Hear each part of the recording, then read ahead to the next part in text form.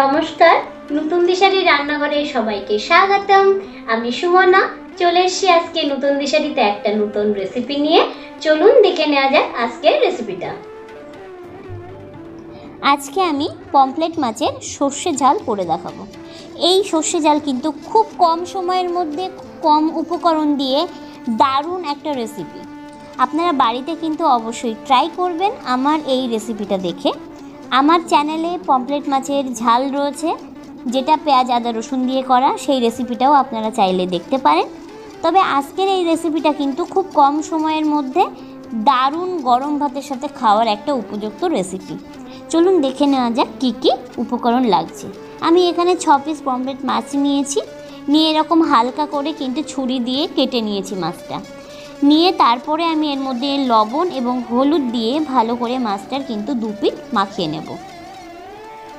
খুব বেশি লবণ কিন্তু এই মাছের মধ্যে আপনারা দেবেন না, তাহলে কিন্তু মাছটা এমনিতেই নোনতা আরও বেশি নুন হয়ে যাবে মাছের মধ্যে। আমার সমস্ত মাছে লবণ হলুদ মাখানো হয়ে গেছে। এরপরে কি কি মশলা লাগছে সেগুলো আমি পরপর দেখিয়ে দিচ্ছি। আমি এখানে 1 চিমটে মতো কালো জিরে নিয়েছি, আর এখানে সরিষার তেলে রান্না করব 7-8টা মতো কাঁচা লঙ্কা চিড়ে নিয়েছি, 1 চামচ সাদা সর্ষে, 1 চামচ কালো সর্ষে আমি এখানে নেব, নুন আর হলুদ নেব প্রয়োজন মতো। এরপরে কি মশলাটা দিয়ে আমি আজকে রান্না করব সেটা দেখিয়ে দিচ্ছি। আমি একটা মিক্সার জার নিয়েছি। এরপরে আমি এর মধ্যে দিয়ে দেবো 1 চামচ সাদা সর্ষে আর দেবো 1 চামচ কালো সর্ষে। আপনারা কিন্তু চাইলে এখানে শুধু কালো সর্ষে কিংবা শুধু সাদা সর্ষে ইউজ করতে পারেন। তারপরে আমি এর মধ্যে দিয়ে দেবো 4-5টা কাঁচা লঙ্কা, অল্প দেব লবণ আর দেব আমি এখানে সরিষার তেল। এখানে একটা কথা আমি বলে রাখি যে লবণ, সরিষার তেল এবং কাঁচা লঙ্কা দিয়ে যদি সরিষা বাটা হয় তাহলে সরিষা কিন্তু তিতকুড়ে লাগে না। অনেক সময় সরিষা বাটলে তিতো হয়ে যায়, সেই তিতকুড়ে ভাবটা কিন্তু লাগে না।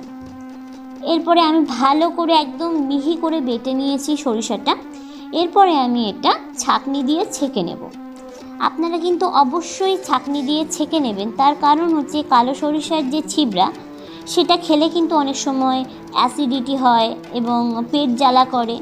তো ওই জন্য আপনারা এই যে সরিষার যে ছালটা অ্যাভয়েড করলেই ভালো। এবং ছাঁকনি দিয়ে ছেঁকে নেবেন, চামচ দিয়ে চেপে চেপে ছেঁকে নিলে ছালটাই শুধু থেকে যাবে, তার যে সর্ষের যে জুসটা সেটা আলাদা করে বেরিয়ে যাবে। আমার এখানে ভালো করে ছেঁকে নিয়েছি সরিষা। এরপর কড়াইতে আমি তেল গরম করে নেব। তেল গরম হয়ে গেলে এরপরে আমি দিয়ে দেব এর মধ্যে পমফ্রেট মাছ। মাছটা কিন্তু খুব গরম তেলের মধ্যেই দেবেন, তা না হলে কিন্তু মাছ ছাড়িয়ে যেতে পারে। এমনিতেই এই মাছ প্রচণ্ড নরম, তো ভাজার সময় কিন্তু সাবধানতা অবলম্বন করবেন। 2 পিঠ অল্প অল্প করে ভেজে নেব। এই মাছ খুব বেশি ভাজলে এর যে টেস্ট সেটা কিন্তু অনেকটাই কমে যায়। তো মাছটা কিন্তু খুব বেশি ভাজা যাবে না, জাস্ট এর থেকে যে কাঁচা গন্ধ বেরায় সেই গন্ধটা যাতে চলে যায় তার জন্য এপিট ওপিট করে ভেজে নেওয়া। আমার মাছটা একদম ভাজা হয়ে গেছে, আমি হালকা ভেজে নিয়েছি। নিয়ে আমি কিন্তু এটা প্লেটে তুলে নেব। এই করে আমি একসঙ্গে অনেক মাছ দেব না, আমি অল্প অল্প করে দুটো দুটো করে মাছ দিয়ে কিন্তু ভেজে নিয়েছি। এরপরে আমি ওই তেলের মধ্যেই দিয়ে দেব কালো জিরে ফোড়ন। কালো জিরে ফোড়ন থেকে যখন হালকা গন্ধ ছাড়বে তারপরে আমি এর মধ্যে দিয়ে দেব সর্ষে বাটাটা। সর্ষে বাটা দিয়ে কিন্তু একটু 1 মিনিট মতো একটু নাড়িয়ে চাড়িয়ে নিয়ে এরপরে আমি এর মধ্যে দিয়ে দেব 3-4টে কাঁচা লঙ্কা। কাঁচা লঙ্কাটা ভালো করে চিড়ে নিয়েছি, নিয়ে আমি এর মধ্যে দিয়ে দিলাম। দিয়ে এরপরে আমি দিয়ে দেব অল্প একটু হলুদ আর দেব অল্প একটু লবণ। যেহেতু আমি যখন মশলা বেটেছিলাম তখন লবণ আর কাঁচা লঙ্কা দিয়েছিলাম, সেই অনুযায়ী কিন্তু আপনারা দেবেন। সরষেটা একটু যখন গ্রেভিটা হালকা ঘন হয়ে এসছে তারপরে আমি এর মধ্যে দিয়ে দেব ভেজে রাখা সমস্ত মাছ। মাছটা কিন্তু খুব সাবধানে দিতে হবে। আমার এখানে মাছ দেওয়ার পরে আমি এর মধ্যে দিয়ে দেব 1/2 বাটি জল। আপনারা যেরকম গ্রেভি পছন্দ করবেন সেই অনুযায়ী কিন্তু আপনারা জল দেবেন। এই মাছের ঝালটা কিন্তু খুব বেশি পাতলা ভালো লাগে না, আবার খুব বেশি ঘন খাওয়াটা ঠিক না, কারণ সরিষা খুব বেশি যদি ঘন করে খান তাহলে অ্যাসিডিটির সমস্যা হতে পারে। ওই জন্য আপনারা যেমন খান সেই অনুযায়ী গ্রেভি রাখতে পারেন। ঝোলটা প্রায় আমার 10 মিনিট মতো ফুটিয়েছি মিডিয়াম আছে। একদম নামানোর শেষ মুহূর্তে দিয়ে দেব আমি এর মধ্যে কাঁচা তেল।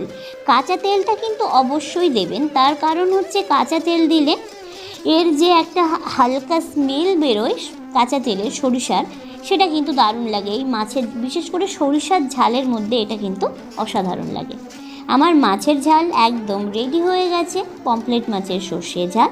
আমি এবার একটা প্লেটের মধ্যে চামচ করে নিয়ে পরিবেশন করে দেখাচ্ছি যে কত সুন্দর দেখতে হয়েছে এক, তারপরে হচ্ছে মেন কথা এটা খেতে কিন্তু দারুণ লাগে, বিশেষ করে গরম ভাতের সাথে জাস্ট জমে যায়। আপনি যদি আমার চ্যানেলে নতুন হয়ে থাকেন তাহলে অনুরোধ জানাই আমার চ্যানেলটাকে সাবস্ক্রাইব করে রাখার জন্য, আর পাশে থাকা বেল আইকনটা প্রেস করে রাখবেন, যাতে নতুন নতুন আমি যখন ভিডিও আপলোড করব বিভিন্ন টিপস সহ আপনারা সবার আগে সেই নোটিফিকেশান দেখতে পান আর ভিডিওটা ওয়াচ করবেন।